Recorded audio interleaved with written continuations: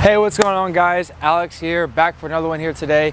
And not too long ago, I had a friend of mine come down and see me down in South Florida, and I had asked him a couple questions, and it was just like, what has he learned in the past, honestly, couple years? He has 2 kids. He went through some crazy baby mama stuff and just family issues. And we had filmed a whole video on what he's learned these past few years and some other stuff on the side as well. So it's going to be a two-part video, and I can't wait for you guys to see it. So stay tuned, and here's the video. Hey guys, what's going on? Back for another one. It's Alex Vega here with me, my good friend Cartier Carnes. And really we're just talking about things that we learned going forward from the last one. And so essentially, I think it's important that when we're going through life, we really pay attention to the things that we go through, because it teaches us a lot of lessons when it comes to values, when it comes to relationships, and also just who we are and how do we define that. I think that's important. And I also believe that when you're going through life, you learn more and more of these things as you go. And so, like, I guess I'm just kind of curious about you, like, what does that look like for the past 2 years for you, since these past 2 years have been like really crazy, you know what I mean? Yeah. So some things I learned about my personal values. I'm a family man, so about 2 years ago, me and my ex had split, and she took my kids. And then I realized at that point that I actually didn't want to be a dad, because until that point, you know, I just had kids and I wasn't sure. I was going with emotions. You know, I didn't do the best I could have. I didn't really support her the way I could have done more. And I didn't, until it was taken from me, I didn't really know that's what I wanted. Because most men will have families and they split and they never see their kids again, or they don't make an effort to see them. They just run off and they're like, I'm free. But when my kids are gone, the next one type deal. Yeah, and my kids are gone, I actually felt like I wanted them. So I spent like 8 months, had to fight to see them, and in that time I would be at nighttime just thinking about them. So I realized that in that time my personal values is really centered around family and being like a natural born leader. I want to be there for my kids and just, you know, lead them and be available for them to, you know, go to for things, and in my life experiences I want to be able to share that with them, so when they get to certain milestones in lich, they can ask me and I'll have the answers for them. Unlike my father, who wasn't really around like that to give me those insights, so I had to figure things out myself. And then, you know, I had a lot of anger problems, and she had always mentioned that we need to go like couples therapy. And, you know, I had anger issues, and I get mad about things and I'd hold on to the anger. I was not very forgiving because I wanted to be known that I'm angry. And, you know, most people, like, she was able to just like forgive and forget, and I wouldn't do it. So I'd harbor anger, and arguments would come back up.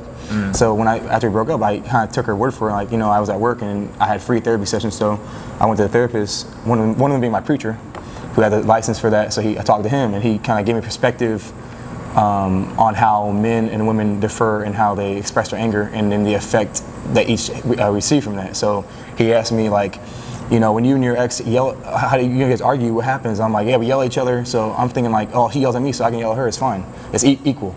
And then he asked me a question like, so when she yelled at you, what do you feel? And I was like, you know, when she yells at me, I feel belittled and I feel disrespected. And he's like, what else? I'm like, that's about it. You know, I just feel like I'm not being heard. And I'm paying for everything around here. You can't be yelling at me like that, talking to me like that. I'm a grown man. And then he's like, what do you think she felt? I'm like, she probably felt belittled and disrespected. He said, what else? And I was like, I don't know. He's like, you don't think she might have been a little tad bit angry or fearful? And I was like, no. And he's like, well, look at you, look at her. And he's like, you're a man, you're bigger than her. You have the potential to hurt her and harm her. And he's like, and you're loud. So he's like, imagine, you know, you're a woman and a big guy is bigger than you and he's loud. He can hurt you. So there's a natural fear response. So I started thinking like, dang, like, you're right. Like, I didn't think about her perspective. Like, she probably was scared a lot, you know, even though I never hit her or anything like that. Like, I could have, and she didn't know what could happen, and so she had that natural fear because I'm screaming and yelling and I'm bigger than her. So the possible I could hurt her. So I never thought about that perspective until after I went to the therapy and started thinking about it. So then I realized, okay, I have an anger issue. I need to work on that.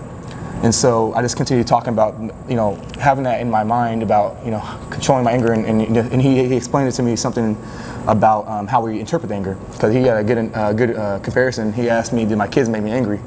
And I was like, I got irritated with them, but they never made me angry to where I would lash out like I did with my ex. And he was like, what's the difference? And it boiled down to how I interpreted the stimulus, which is what made me angry. You know, so like, for example, my daughter one time took my phone and slammed me on top of my head, cracked my screen. That's how hard she hit me in the head. And all I did was like, all I said was like, why'd you do that, And I'm like kind of cool with it. Took my phone and saw it was cracked. I didn't respond to anger at all because I interpreted it as if she didn't know any better. She's a kid. So I interpreted it as she didn't know any better. That had to hurt though. Yeah, it hurt bad. And I laughed. I was about to say, hey, bro, I'm not gonna hold you, bro. I would have been a little, but I didn't respond to anger. I was cool. That would have really like, and he was like, I would have had to really control myself in that moment. Yeah, I did. I had no response to anger at all. I just like, That's good. But I didn't, she didn't know any better. She's a baby. And so he's like, so when your ex makes you mad, how would you, he's like, has anything your ex done to do something like that? And I'm like, yeah, she threw a remote control one time at the bed and she hit me. And I'm thinking like, she said, I'm sorry, I didn't mean to hit you. And I meant to hit her and throw it at the bed. And I'm thinking like, nah, you're a grown woman. You know what you're doing. You did it on purpose. You saw me sitting here, and I interpreted it as if she did it on purpose, because I'm thinking a child would know any better. Yeah, a child would know any better, but an adult knows better. So I would interpret the anger, the stimulus, differently, and I respond differently because I'm. So that let me realize that in between responding, so you get a stimulus that makes you angry, and a response. That time between response, you get to think. And it made me realize that before you get angry and show it, you have a time to think and think, how do I respond to this? Which I wasn't doing. I was automatically jump into anger. And so when I realized that how you interpret the anger is very important, how you respond or interpret the stimulus that makes you angry and how you respond to it. There's a time frame where you can think before you respond. And I realized that I need to work on that. So after that, I started working on, if someone made me angry, I would do, at work, if I got like irritated or flustered, I would calm down and think about, what it was, how big it was, what I care about in 5 minutes, that kind of thing. I'd do that in my head. So I'd be at work, someone coming and asking a silly question, and I'm like, do you work here? Yeah. So I'm like, yeah, where's this at? And I'm like, it's right there in the, front of the building. Like, instead, I would have stopped and be like, who? All right, let me handle this person, and then get their question answered, and then it'd be done and then I'm like, well, that's not too bad. So when I get irritated like that, I would just like calm down and just think about it first, and then I respond, and it helped me out. And then it got to the point where then it became natural. Like and then even like on the road rage, like just on the road, someone cut me off, and originally I'd be feeling like they disrespected me. I'd tailgate them and just honk, try to cut her back around them. And then so like even that changed. Like I got to the point where like I don't respond the same way, and I'm not anywhere near where I used to be. Like you saw like the things that you did. Yeah, it's silly. It's just silly, like just respond like that. And then like so, over 2 years I was working on that, and now I'm at the point where like I get angry, of course, but I don't always express it the way I did. And so like, how would you say that ties to your values? So being a family man, and especially have two girls, I need to be an example for them. Yeah, I need to be an example for them so they can find the right men in their life. Because if a lot of women, they find someone based on who their father is or the men in their life.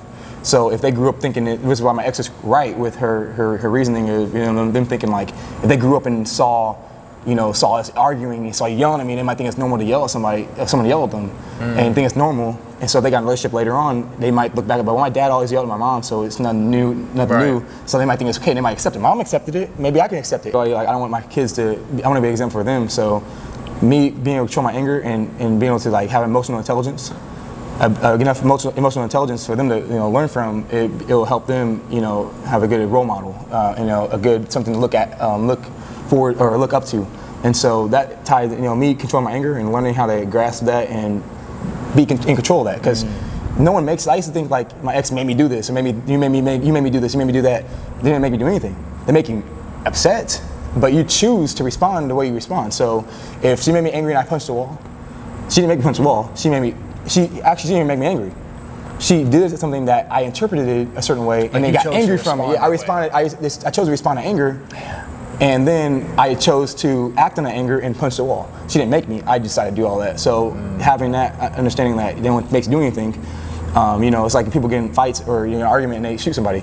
They made me shoot him. No, you didn't. I feel like, well, real quick, would you say like that, the one thing that you've learned, because you did say a lot, but I think, no, I understand you. And this is really all this context, ties into how you've learned to be more of a family man, right? Would you say that this is the most defining trait that you've learned? Like, I mean, obviously you're a man of God first and all these different things, but would you say that the thing that God's been teaching you is how to be a family man the most? Yeah. Or something else? Like, what do you think? No, definitely putting my family, like putting people before me, because I never really. I did in some like that. aspects. I like I put my ex and my family before me, but not always. Like I put myself first. Like as a man, and as a Christian and everything like that. Like you're called to put your wife first, Yes, put your spouse yes. first, put your family first, and you're like, you know, even in the Bible, the men took care of the kids, they raised them up, you know, and they did the work in the Paul fields. says to lay your life down for your wife. Yeah, so you know, when men were helping, you know, get the kids up and helping raise them up, it wasn't just women. Like, you know, it's men are doing and active. So what I do is I have her doing a lot of the work, and I'm making all the money. So I wouldn't help as much as I could have. So I definitely think that me being able to put my family first. Maybe showing her like more direct. Yeah, I could have, you know, she was pregnant too, and I did a couple things like, you know, oh, you don't have to work, you know, because, you know, I don't want you being in pain. You know, you complain about your back and your legs and your feet, but I thought that was enough. And I could have still done That more. you were doing like literally everything else in your Yeah, mind. Like, okay, I yeah, got the bills, I go to work late. She's good. She's chilling. good. Yeah, I could have done more. I could have, you know, come home and helped her out a little more, you know.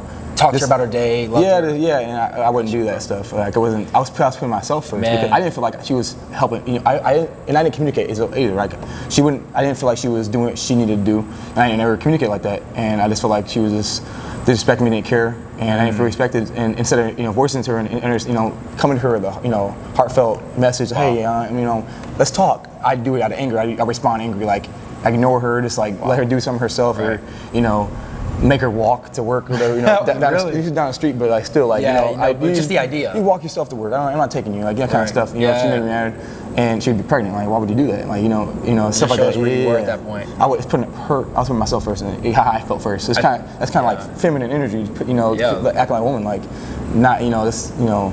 As a man too. Yeah, I should have just been able to suck it up and say, let me put her first. Guys, that is part one with conversation with a good friend of mine. Thank you guys so much for coming through. Like, comment, subscribe. Tell us what was your favorite part, what really spoke to you the most with what he was saying. He said a lot of different things. But I will see you guys in part two. Peace.